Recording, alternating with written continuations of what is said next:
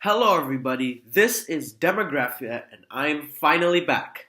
So, yes, guys, I'm sorry for making you wait another month for this video, but in my defense, this summer I was really busy, and so it's not like really I could have made a video much earlier.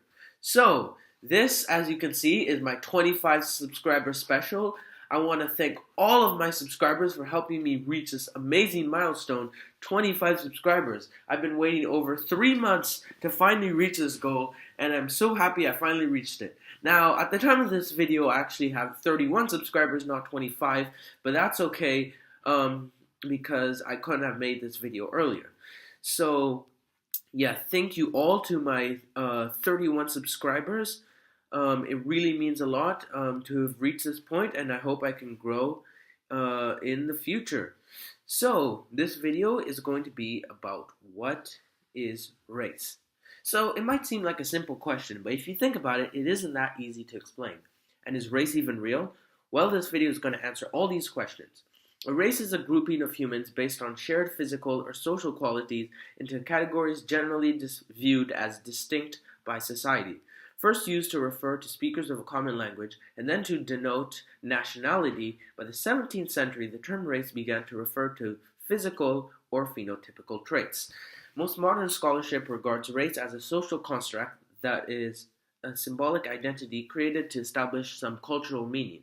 While partially based on physical similarities within groups, most people think that race is not an inherent physical or biological quality. However, I disagree with this conclusion, and I will explain why later.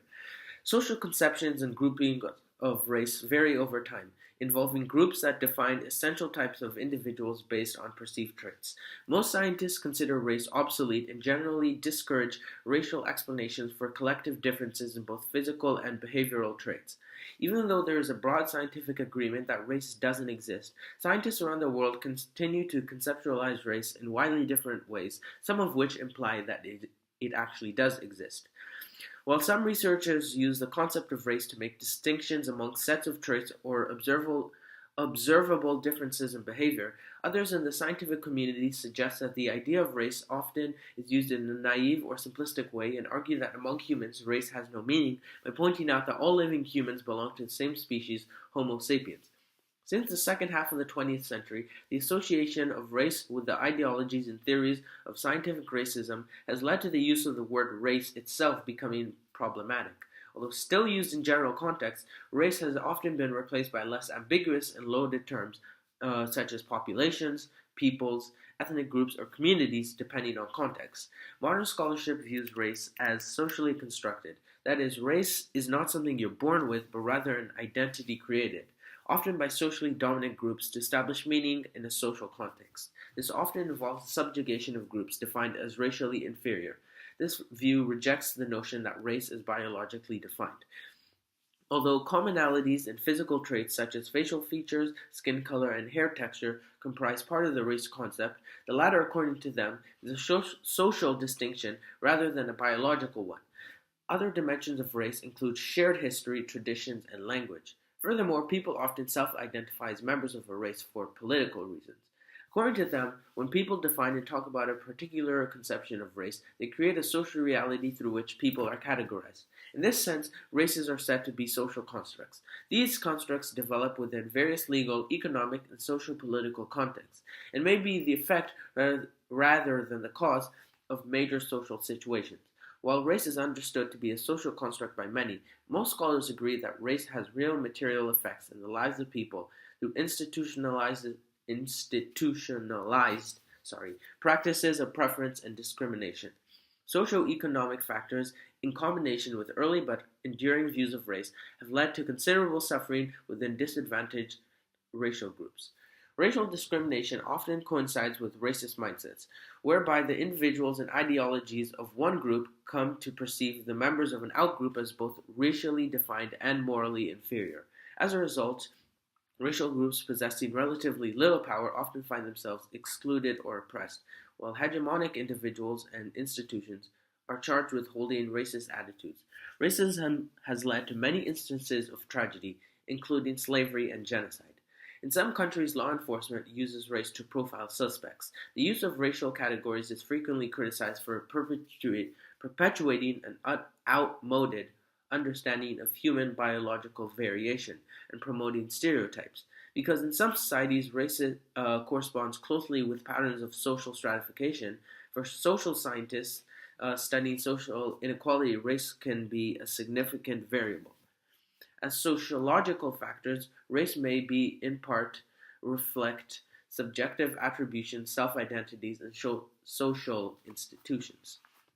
In the social sciences, theoretical frameworks such as racial formation theory and critical race theory investigate implications of race as social construction by exploring how the images, ideas, and assumptions of race are expressed in everyday life.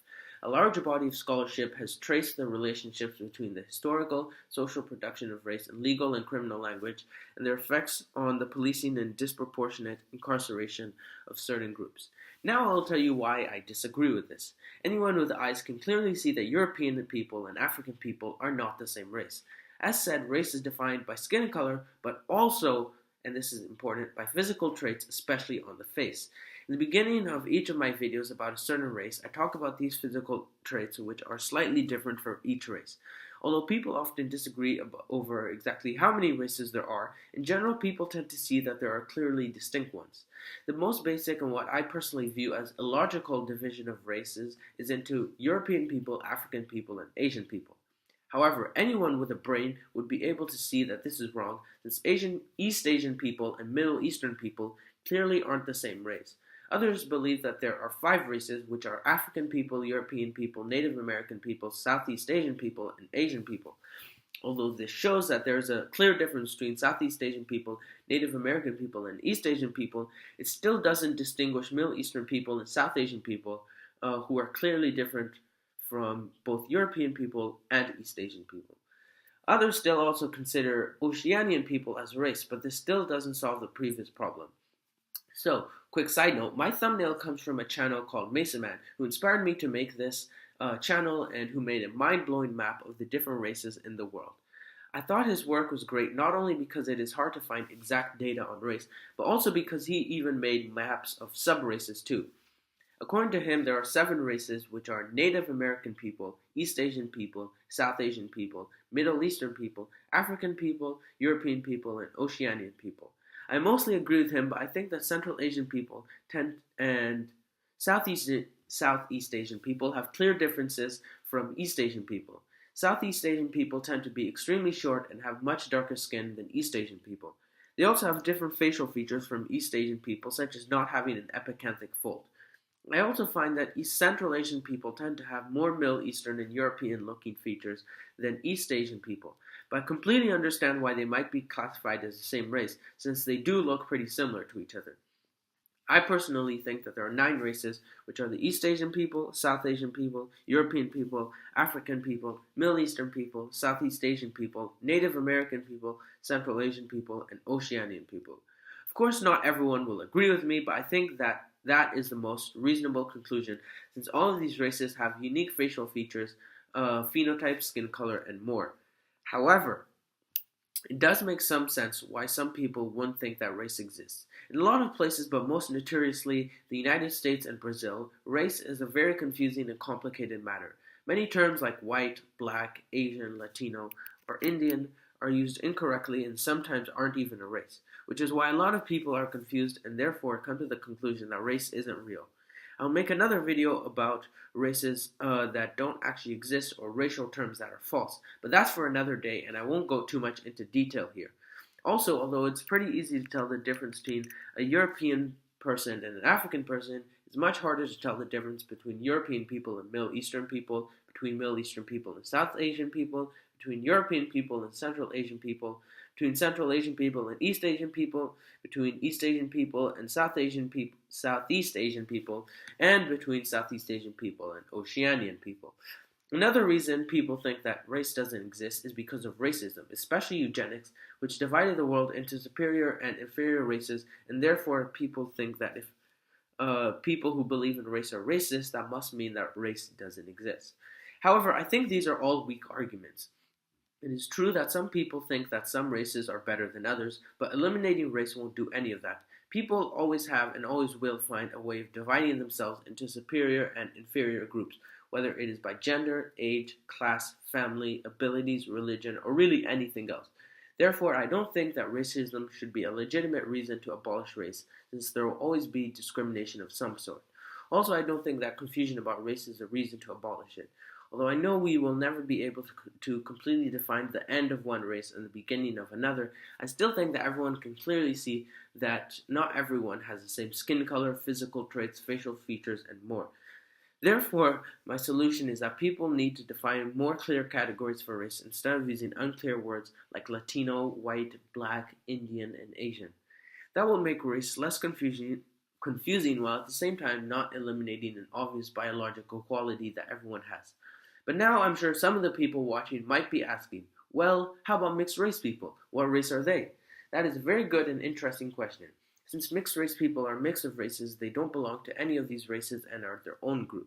However, don't think that mixed race is a race of its own, since if there are several races, it means that there are several types of mixed race people. The largest mixed race group are the mestizo people, who are a mix of European people and Native American people, but there are also Malagasy people, who are a mix of Southeast Asian people and African people, Pardo people, who are a mix of not two but three different races, being a mix of African people, European people, and Native American people, and probably most confusing of all, colored people, who are a mix of European people, African people, East Asian people, Southeast Asian people, and South Asian people. Obviously, these groups are not the same at all, but they're all mixed race people. But it would be dumb to say that colored people and mestizo people are the same people, and so that's why mixed race isn't a race in and of itself. At the same time, it would be dumb to say that mestizo people and European people are exactly the same race, which is why mestizo people aren't part of European people. But then, what exactly are mixed race people? I think they should be classified as a separate group together, since they aren't a race, but they don't belong to any other race. I know this is confusing, but don't worry. I myself am mixed race, and more specifically mulatto, which means I am half European and half African. That is why I don't identify as either of those races, even though people often call me African anyways. I'll make an entire video about mixed race people so that if you are still confused, it might make more sense. But the video will be a little later. So, in conclusion, although most experts believe that race is made up of social construct, is a made-up social construct that has no meaning and could lead to racism, I believe that anyone with eyes can see that particular groups of people share certain genetic traits, facial features, phenotypes, and skin color. These groups are what people call races, and they clearly exist. Pretending that these don't exist doesn't change the biological fact that these features exist, and every person on the planet is born with them.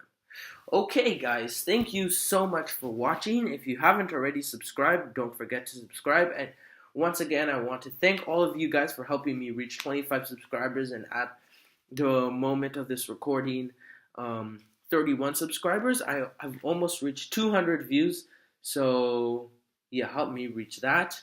Don't forget to subscribe. I have made 3 other videos about races. I made South Asian, East Asian, and European people, and my next video will be about African people. So don't forget to stay tuned for that. Press the bell notification if you haven't already. And don't forget to check out my Races of the World playlist. Wait! And before you leave, don't forget to take the survey to say which race you belong to, and don't forget to write the We Was comments in the comment section below. Thank you for watching, and I'll see you next time.